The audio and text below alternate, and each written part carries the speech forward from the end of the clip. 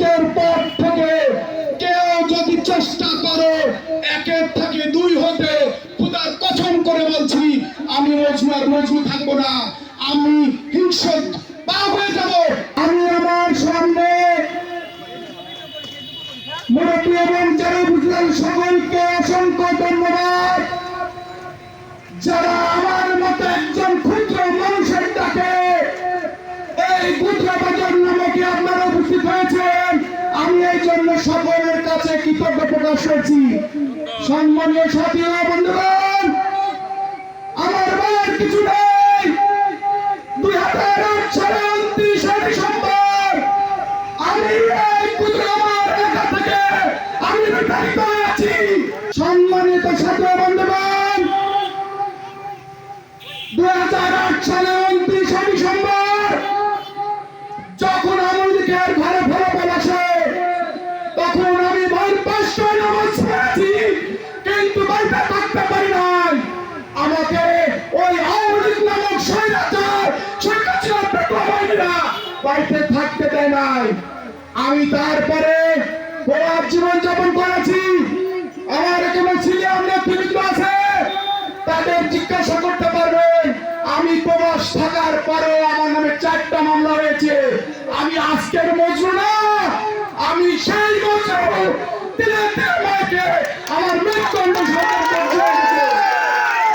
সম্মানের সাথে বন্ধুগণ, আমি আওয়ামী লীগের ভাইয়ের উদ্দেশ্যে কিছু বলতে চাই।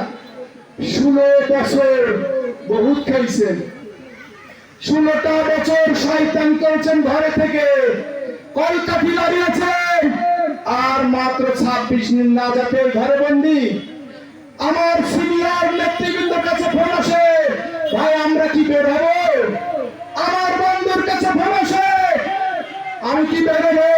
রাত্রের আধারে আমাকে ফোন করে পা ধরে কান্না বলে, আমরা কি বের হবো? আমরা তো 16 বছর পালাইনি, আমরা 16 বছর দর্জন সহকারে মাকে পুলিশের তারাকে অত্যাচার খেয়ে আমরা টিকেছিলাম, আমরা পালাই নাই শেখ হাসিনার মতো। তোমরা তো হাসিনার দোষর, আওয়ামী লীগের দোষর, তোমাদের হুঁশিয়ার করে দিতে চাই। আমি শেষ কথা বলতে চাই, তোমরা ভালো আছো, ভালো থাকো, যেখানে আছো ঘরে আছো ঘরে থাকো, বের হওয়ার চেষ্টা করবে না। যদি করো কারো পায়ের গিরো থাকবে না, আমি বলে দিচ্ছি। ঠিক যেভাবে আমাকে নির্যাতন করা হয়েছে। সম্মানিত উপস্থিতি, আজকে আমাদের প্রিয় নেতা জনাব ফজলুর রহমান পটলের সুযোগ্য সন্তান ডাক্তার ইয়াসিন আশরাফ রাজন, তিনি বক্তব্য দিয়ে কথা ছিল, তিনি একটা জরুরি মিটিং থাকার কারণে তিনি কথা বলতে পারেন নাই। সবাইকে আপনাদের সালাম জানিয়েছে এবং যারা আপনারা অংশগ্রহণ করেছেন সবাইকে সাধুবাদ জানিয়েছে। এই বলে আমি আমার সংক্ষিপ্ত বক্তব্য শেষ করছি।